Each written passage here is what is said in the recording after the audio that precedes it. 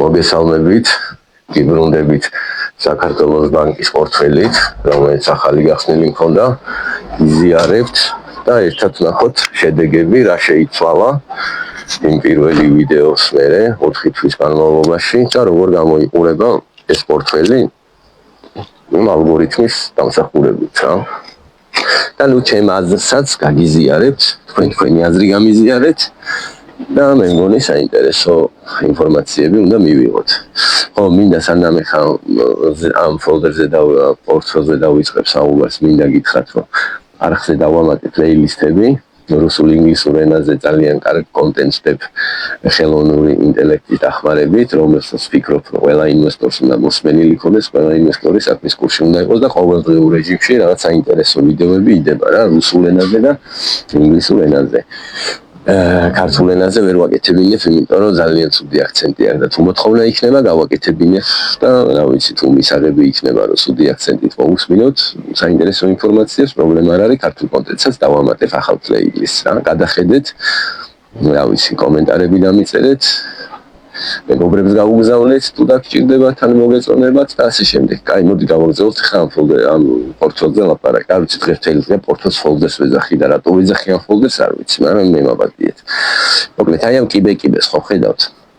აი აქ რო გავხსენით ვიდეოს გაგრა სადღაც აი აქ ჩავწერეთ და იმის მერე მოდის ესე ალგორითმით მოდის შესყიდვა რა, რადგან წინა ვიდეოში სულად ვისაუბრე რა, რა ხდება, როგორ ხდება, რანაირად ხდება.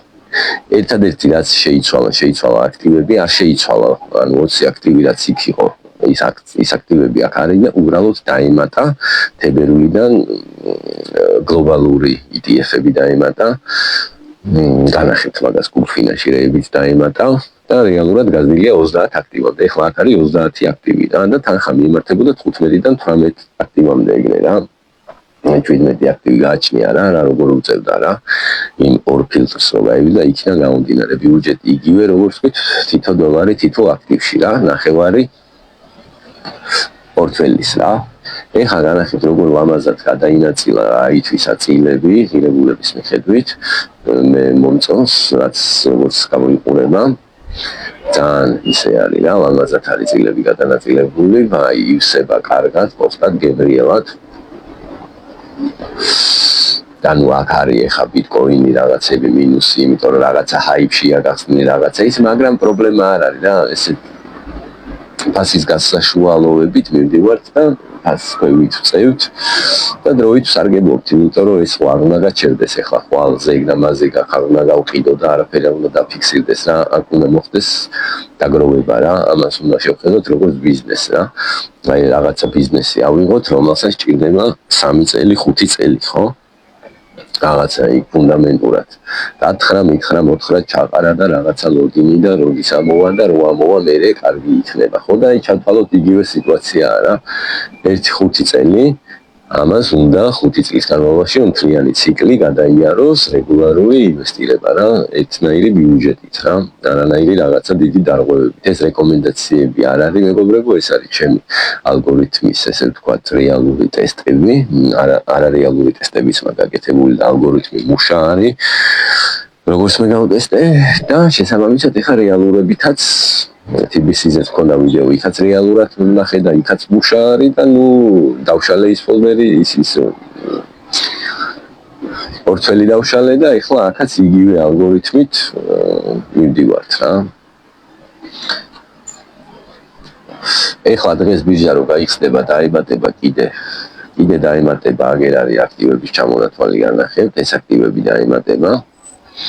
და იქნება უფრო მაგრა დივერსიფიცირებული და შესაბამისად აქციებსაც უფრო ისეთ კარგად აი ნახოთ რა სიცავს. მე ვფიქრობ, რომ ეს უკვე იდეალურია, 46 აქტივი იქნება ჯამში, რომელზეც შეიძლება მერე უკვე ფუნდამენტალურად ზევიდან დაშენება რა და მერე რამე რო იყოს და თუ ყველაფერი კარგად წავა როგორც უნდა წავიდეს, აქ შეიძლება მერე ბიუჯეტების შეცვლაც, რომ ეხლა თუ მაგალითად თითო დოლარი უწევს, ეხლა 17 დოლარი უწევდა დღემდე, სანამ ამ აქციებს ავამატებდი, ეხლა გაიზრდება რა თქმა უნდა, ხო, მოუწევს სადღაც 20-25 დოლარი რა თითო ინვესტიცია. ხო და თუ ბიუჯეტის გაზრდის შესაძლებლობა იქნება და უნდა იყოს მე ველოდები და იმიტომ მივიღე ეს გადაწყვეტილება, რომ მე შეიძლება თითო დოლარის მაგივრად უკვე გადავიდეს 2 დოლარზე რა, ანუ 2 დოლარი წავიდეს თითოაქტივზე, მაგრამ ალგორითმი და სტრატეგია და შეხედულებები არაფერი არ იცვლება. ალგორითმზე პროტოკოლს ვწერ, ეს პროტოკოლი ძრად რო იქნება, დავდებ ჩემ არხზე რა აკეთდება, როგორ კეთდება, რანაირად კეთდება, ახსნილი დეტალურად რა. ეხლა წავიდეთ ფინანსში რა. ფინანსში ვნახოთ უკვე ამ კონკრეტული პორტფელის ინდექსი რა. როგორ გამოიყურება რა. აი ესე გამოიყურება. S&P ჩავსვათ რა, S&P-ს და ესე გამოიყურება ეხა ეს ინდექსი რა. აქ მინუსი რო არის, ეს ვიცით რომ მოსალოდნელი მინუსი არის, წლის დასაწყისშიც მინუსი, მოსალოდნელი მინუსია, იქიდან გამომდინარე რომ თანხას მინუსი შედის და სულ მძიმდება. შესაბამისად, ეგ არ გვიყვირს, მაგრამ 5 წელზე უყურებთ, უკვე სურათი ბევრად საინტერესო ხდება, იქიდან გამომდინარე რომ პორტფელი ლამაზად გამოიყურება, ანუ აქტივები რაც გვაქვს შერჩეული, ძალიან კარგად გამოიყურება. ერთადერთი რაც აქამდე მე მგონი ესე დეტალურად არ მithქვია, რაც პროტოკოლში ცვლილება შევიტანე და არის VIX-ის ინდექსი, ანუ შიშის ინდექსი. შიშის ინდექსი ტოლია და მეტია 32-ზე, მაგ შემთხვევაში ალგორითმი რადიკალურად ცვლის და უკვე შესყიდვა ხდება ყველა აქტივის არა ნახევარი პორტფელის. ნუ ბიუჯეტი იგივე რა, თითო დოლარი ხო არის ნახევარ პორტფელზე და როცა უკვე მაგდენიანი მეტია, მაგ დროს ხდება ყველა აქტივის თითო დოლარად რა. ნუ მანდაც საინვესტიციო ბიუჯეტი იზრდება, ანუ ქეში სულ უნდა იყოს რა, რომ ამ შემთხვევაში იმოქმედო რა. და თუ არის მშვენი, ანუ ჩვეულებრივი ბაზარი და არ არის რაღაცა ისეთი VIX-ის საშიშროება რაღაცა, მაგ შემთხვევაში ნახევარი პორტფელი რა. ესე გამოიყურება ეგ ამბავი რა.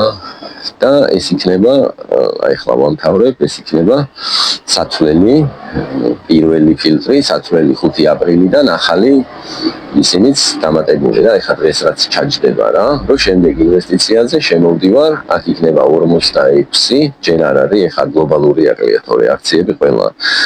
აქ შემოვა, ნახავ 46-დან 46-ის ნახევარს, წკაპან მაგ ტიპებს ვირჩევ, ვაკოპირებ აქედან სკრინშოტით, როგორც იმ ვიდეოში ვისაუბრე, მივდივართ მეორე ფილტრზე, რომელიც წლის დასაწყისიდან იქნება.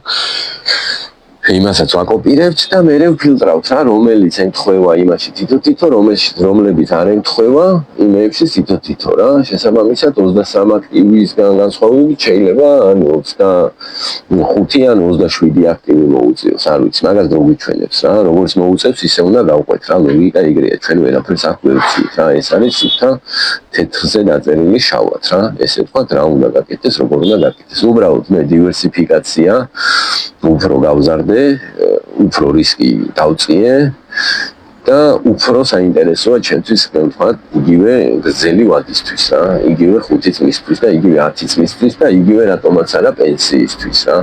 ამ წარმატებებს გისურვებთ მეგობრებო ყველას, თუ მოგეწონათ რა ვიცი, აბა მოიწონეთ.